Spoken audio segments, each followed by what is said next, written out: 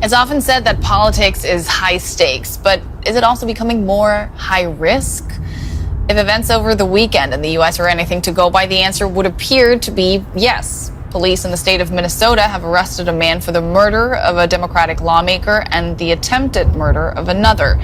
The suspect fatally shot State Representative Melissa Hortman and her husband at their residence early on Saturday. He also opened fire on State Senator John Hoffman and his wife at their home several kilometers away.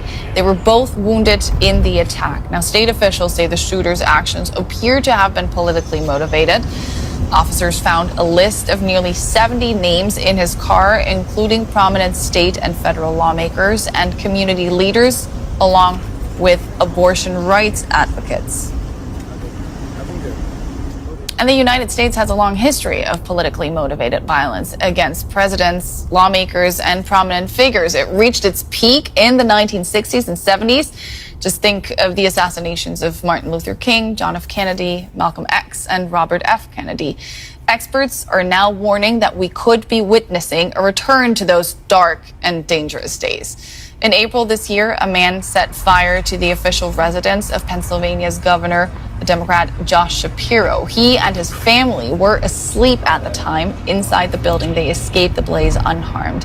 Donald Trump, remember, was the target in last year's presidential campaign. He was holding a rally in Pennsylvania when he was shot and wounded in his right ear by a 20-year-old shooter. On January 6th of 2021, of course, Trump supporters forced their way inside the U.S. Capitol building while Congress was meeting to confirm Joe Biden's election victory. Lawmakers were forced to take shelter and the building was put into lockdown. All right, Shalom. It's the brother Quashab coming back at you with another lesson. Now, before I get started, I want to give all praises, glory, infinite knowledge unto Yahweh, Bahashem, Yahweh Shai, Bahashem, Rachak Wadash. Double honors to the apostles and elders of Great Millstone, taught me this truth and rule well. And peace, blessings, salutations be to the hopefully elect, as well as those that believe in the gospel, and may you endure to the end, Lord willing. All right. And, as you can see with the clip, being played, all right, and I'm gonna let it play all the way out, all right, because there's a lot of good, interesting, things that has transpired and a lot of things that has happened, man. All right. And, we went into it at Camp Saturday, man. All right. In which, all of these prophecies, man, all right, all of these things that, the elders, all right, the elder bishops, the apostles, have been saying for years, all right, all the way down to, us, the youngest men, all right, all the things that, have been preaching and warning, all right, and teaching about is here, okay? These things are here, all right, and what she was just summing up some of the things that has happened and transpired, all right, over the past few months, all right, maybe dating back a year, right? And if you want to go further back, there's more incidents, more accounts, all right, with these different things, all right, with these people, all right, whether they are paid, all right, actors, whatever they may be, all right, the ones that is funneled money to get the people going, right? If you can understand what I'm saying, whether it's that or whether it's just a person who's just tired of these so-called these nobles, all right, these princes, these so-called kings, man, all right, which what I'm referring to is the modern day politician, all right, and this is the spirit that these people are in, man. They're tired of being ran amok, all right. These Americans, you have this whole I don't know what they call them, the left or the right, whatever they all call each other, whatever. One call you one bird, right? Two wings, you see. So we know it's all smoke and mirrors of what they call each other, right? And you had an incident happen with Nancy Pelosi, all right, which was a so-called House Speaker, right? Pretty high up role, all right, in these chambers of Congress, right? You even had one guy who actually damn near seemed like he did a hit on the CEO of United Healthcare, right? And all of these people, man, who have say-sos, right? These different things, laws that they put in and play in these societies, all right? They've painted and put targets on their backs, man. All right, and which is why we tell you time and time again about 2nd Esdras, the 15th chapter. All right, because this is something that's going to come to pass and very, very soon. You see, and you know they're lucky. Like I said, if this guy was smart, all right, which just seemed kind of fishy on how they caught him in a field. A lady saw him in a field and called 911. That's fishy, man. All right, that ain't right. You see. And this guy, you know, they said he had a hit list of 70 people on it, man. Well, how many more people with his mindset is out there? You see? So this is why brothers is constantly telling you to stay vigilant, all right, and know what's going on, you know? Keep your head on a swivel out here, man, because the same way that they people can target politicians is the same way Esau Edom can roll up on us, man. All right? I'm going to let this video play, and I'm going to read a little bit of this article I have, right? Matt Dallek is a professor of political management at George Washington University. Welcome to DW. Now, the Minnesota attacks are, of course, absolutely shocking, but to someone who monitors the political culture in the U.S., are they surprising? Not really. I mean, of course, they're horrific, but these are, this attack in Minnesota comes after more attacks, politically inspired attacks, than I think I can even count. Ever since. He said it comes after, what he said? After more attacks than he can even count, man. You know? Comes after more attacks, politically inspired attacks, than I think I can even count. He said he can't even count them, right? And this is what we've been telling you, man, that they shall not regard their kings nor princes, no princes, man. All right, they're going to seek the lives of these people who make so-called decisions in this society. All right, in which all of these politicians, right, these senators, these congressmen, all right, these mayors, they're nothing but pawns on a chessboard, man. All right, a pawn has little to no power on a chessboard, man. All right, it can only move one direction. You see, and that's what which we call them puppets. All right, that's how they're set up, to move in one direction. All right, and do what they're told. You see, we know the ones that's hiding behind them. Okay, which we know as the wicked elite. All right, you so-called bankers, man. All right, we go into it all the time. You Rothschilds, right? You Gettys, you DuPonts. All right, you Burgers, man. All right, you Rockefellers. You know, these are the people that's behind the politicians, that's behind the presidents. All right, that's actually controlling the people, man. All right, and controlling the minds that people think have power. Well, these are the ones that's actually controlling them, man.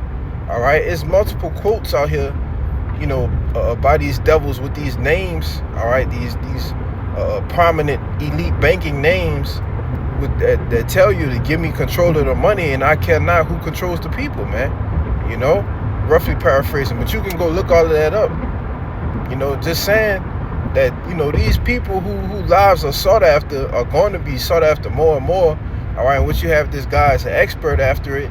He said it's not even surprising. You see? And when has this become a normal thing? All right?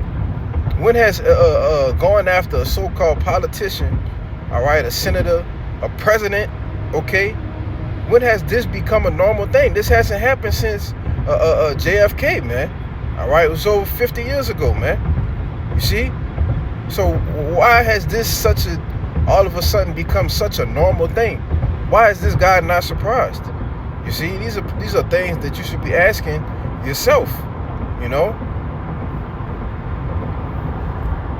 You know, ever since at least the Charlottesville white supremacist riots in Charlottesville, Virginia in 2017, the United States has seen a fairly steady stream of political violence, and it's both terrible, but it's also become endemic to the culture. And my sense is that one day in the future, the period we're living in now will seem to be akin, at least at the level of political violence, to what Americans lived through in the 1960s and early 1970s. How dangerous would you say it is to be a politician or even just politically active in the U.S. today? Yeah, well, look, statistically, I don't know if anyone has modeled this, but statistically, I think you're still highly unlikely to be a victim of an attack. But that's not to say that political violence does not have other costs. So one of them is that a lot of these officials who 10, 20 years ago would not need security now need security. They're starting to take their addresses, their home addresses, off of their public websites. They're more concerned about going to town halls or any sort of public event. And I think some of them are understandably reluctant to run for office or stay in office, because why would they want to put their families through just the prospect that they're going to be targeted? So, yeah, and that's the times that we're in, right? Because these people understand, what's going on. They don't want to run for a second term, right? A lot of these people are looking to get the hell out of the way, because they know what's coming, man. All right, they have the inside scoop, and they know what's coming. All right, now I'm gonna read this 2nd Esdras chapter 15, okay, and I'm gonna start at verse 15. It says, "The war." I'll start at 14. "The world and the people in it are doomed." All right, and this is the Good News translation. It says, "The war." Excuse me. It says, "The war that will bring their destruction is very near." Right, we can see that at the door. Okay, what's transpiring with Iran and Israel. Okay, and these are major players within that's going to usher in the valley of the battle in the valley of Yahweh's judgment, man. All right, it says, "Nations will arm themselves and fight against other nations. There will be great political turmoil." You see? Great political turmoil, right? So it says, with one group trying to overpower another and gain control while ignoring the legitimate government. There will no longer be free access to the cities, because of the struggle for power will bring destruction, terror, and total confusion where people live. All right, and that's exactly what's going to happen. All right, this political turmoil. All right, this is going to lead to greater and greater destruction. You see, now when you read it in the King James version, right, it says, "For there shall be sedition among men, invading one another, and they shall not regard their kings nor princes. And the course of their actions shall stand in their power." Right? So, hey man, whatever a man see fit to do, okay, that's what he's gonna do. He's not gonna have regard for, oh, that's the mayor, oh, that's Senator so and so, oh, that's a representative. All right, and these people's lives actually are gonna be sought after, man. You see, what you had in that movie, what's the name of it? With the when killing was legal. It slips my mind. It'll come to me. All right, but you had a particular chick, all right, who was running for president, and as soon as the thing commenced, the name will come to me. I don't know. It's kind of slipped my mind right now, but as soon as she was in a safe house or whatnot, and as soon as when it was legal to kill, when the clock hit 12 or whatever, the purge. Yeah, that's the name of it, the purge. All right. Now, as soon as the clock hit 12, all right, you had people that sought after her life, man. You see, And when it gets nasty out here in these streets, all right, all hell breaks loose, all right. Hey, man, the lives of these people, these so-called politicians, all right, these presidents, all right, they will be sought after, you see? And who's to know if they're going to actually have that security around them, right? Because you may have certain men that's part of the Secret Service. They're going to go and be with their families, man, and try to protect their families, man. You see? That's why it says in the course of the exercise standing in power, because people are going to do what the hell they want to do. It ain't going to be no working for no paycheck in that time, man. You see? And that's what we've been telling you, that these things are, these incidences are coincidences that has been happening is only going to get worse and worse and worse, man. All right? And it's going to usher in what? Martial law. Okay? A total lockdown of these societies, man, because of the great insurrection. All right? Because people are going to be mad. They're going to be angry. All right? They're going to be upset. They're going to want to do something about it. You know? And that's what Esau wants. You see? So he can bring that what? Order. Out of what? Chaos, man. You see? But I think they had a little bit more in that video. I'll let that play. The costs are still, I think they operate on multiple levels. And even if one is not directly a victim of the attack, I think it affects actually all Americans. It has a spillover effect in that way. What's driving the rise in violence? Where does this tense climate come from? Well, I think there's a lot of factors going on. I got a precept. There's a lot of factors going on, all right? The problem starts with the king of the people, man. You know, Proverbs chapter 29, verse 2, it says, when the righteous are in authority, the people rejoice. But when the wicked bear it rule, the people mourn. And we can see the wicked is bearing rule, all right? Rule, and they're tired. The people are tired of them bearing rule, man. They want a new leader, okay? And which is why we're telling them, especially our people, you 2/3, all right, you so-called Negroes, Latinos, and Native Americans, to repent and return back to Yahushua, because there's no trust in this system, man. It's nothing's gonna get brighter. You see, Trump got in there. All right, y'all thought everything was gonna get better, and it's got worse. All right, and it's gotten worse, man, because the wicked are in authority, man. So we're always going to be in a constant state of mourning, all right, being in afflictions, all right, and the people are always going to be upset, angry, mad, right? And it's only going to get worse, you see? The country has been polarized for decades. I mean, there's always been divisions, but it's been increasingly polarized. But the polarization has grown worse, I think, over the past 15, 20 years, to the point where the other side seems to be more of a threat, of an enemy, than a fellow American who just has different views. Like in that movie Civil War, what kind of American are you? You see? These are the things that's coming into play, man, all right? And all of you people that's playing around, that's playing games, that, you know, in the know or watching the videos and don't really understand what's going on, man, you better get a grip, you see? Because, hey, man, we can see this thing going south real fast, okay? Real fast. Social media is an obvious one, kind of fracturing a reality. I think Donald Trump has been both a victim of political violence, but also an accelerant.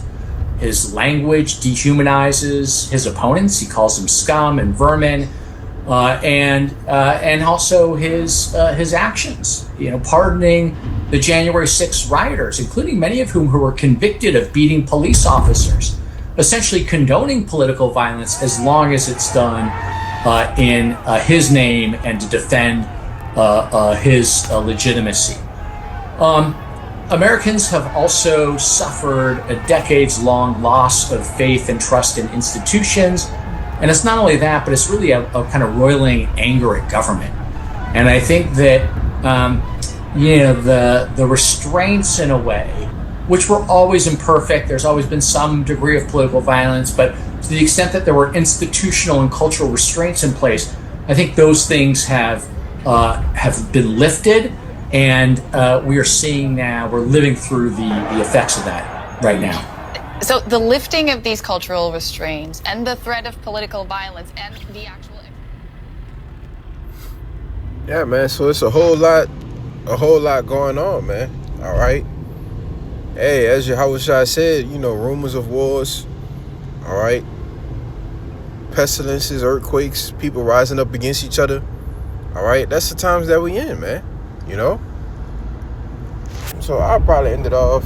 I was going to read a little bit of the article, but, I forgot that video pretty much covered everything, But what I want to go, Mark. I think it's 3.